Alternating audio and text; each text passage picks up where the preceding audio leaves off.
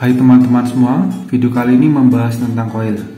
Nah, ini saya punya dua coil bawaan Ninja Duatak yang Super Kips. Ninja R, SS maupun RR memiliki coil yang sama, maka saya sebut saja coil Ninja Kips. Terus ini adalah coil KX125, sama-sama produk Kawasaki. Nah, bagi yang belum tahu fungsi coil, jadi coil itu posisinya antara CDI dengan busi, yang fungsinya untuk mengubah aluran arus listrik menjadi tegangan voltase yang sangat besar. Mungkin besarnya sekitar 30.000 sampai 40.000 volt. Dan aki memiliki kapasitas sekitar 12 volt dengan arus ampere yang berbeda-beda. Jadi dari 12 volt diolah oleh CDI dan coil menjadi voltase dengan ukuran sekitar 30.000 sampai 40.000 volt. Nah, coil dapat menghasilkan voltase yang besar. Namun hal tersebut sangat dipengaruhi oleh seberapa besar arus aliran ampere yang dihasilkan dari CDI. Dan CDI sangat bergantung juga dari ukuran ampere yang dihasilkan dari aki. Ini untuk pengapian DC. Untuk pengapian AC sangat pengaruh dari ukuran ampere yang dihasilkan langsung dari spool. Nah, informasi yang saya dapatkan bahwa coil Ninja Kips itu memiliki batas arus listrik sekitar 3,5 sampai 4 ampere.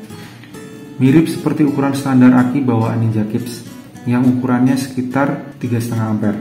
Sedangkan coil KX125 memiliki batas sekitar 5 sampai 5,5 ampere.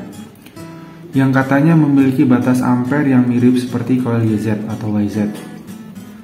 Nah, informasi ini saya dapatkan dari teman bengkel. Jadi saya kurang tahu secara pasti dan detail karena saya cari di Google belum menemukan keterangan tersebut. Tapi apabila teman-teman ada informasi yang lebih valid, bisa tolong share di kolom komentar.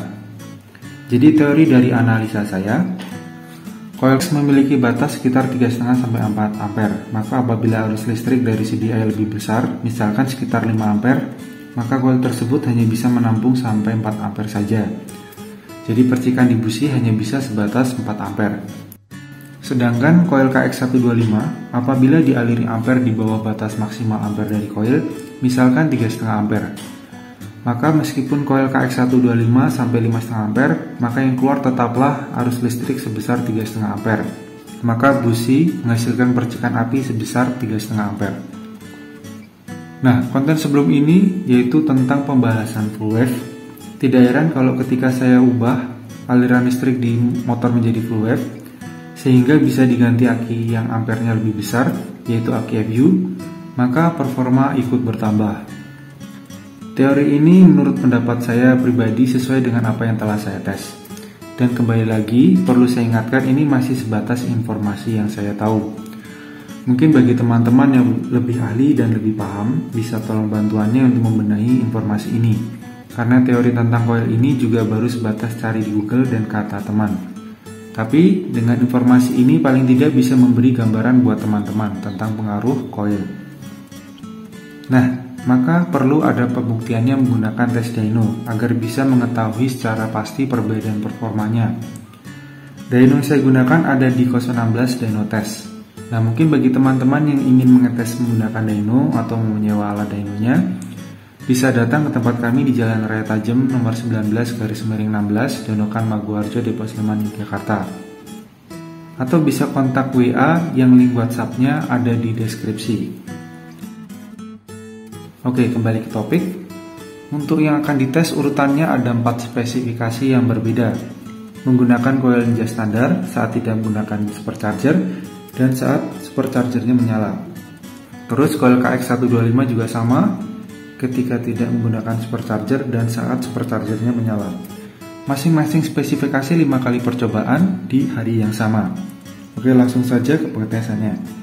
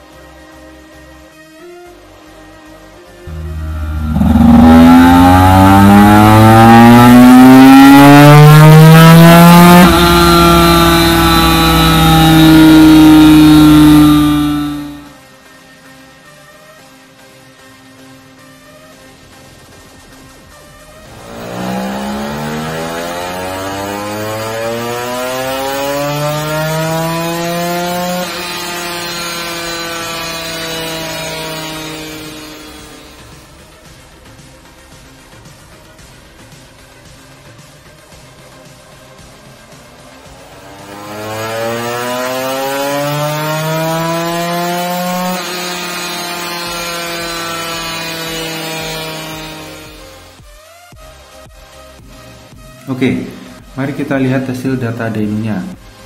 Perlu saya ingatkan bahwa penilaian ini berdasarkan hasil data dyno, bukan pendapat pribadi. Perbandingan masing-masing spesifikasi akan dinilai berdasarkan timing, horsepower, dan grafik.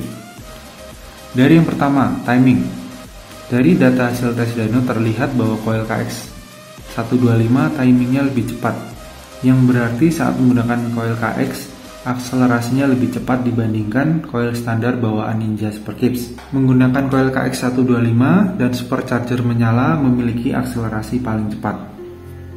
Dari sini bisa dikira-kira bahwa menggunakan coil KX, selisih akselerasinya bisa 1-3 detik lebih cepat apabila menggunakan semua gigi. Mengingat ini yang dites hanya satu gigi, yaitu di gigi 4. Apalagi kalau gigi atas seperti gigi 5 dan 6, akan semakin jauh jarak selisih waktunya.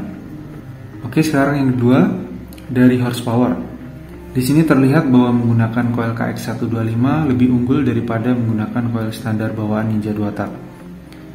Untuk coil yang standar bawaan Ninja, saat supercharger menyala bisa mendongkrak cukup banyak, selisih sekitar 1 horsepower. Jadi intinya coil KX125 dengan supercharger menyala memiliki horsepower paling besar. Sekarang ke grafik.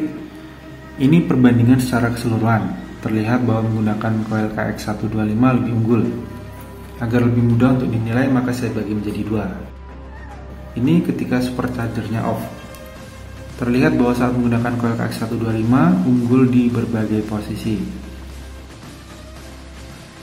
Untuk yang supercharger on, terlihat bahwa coil Ninja standar sempat unggul di RPM bawah, namun ketika di tengah dan di atas disalip cukup jauh oleh coil KX125.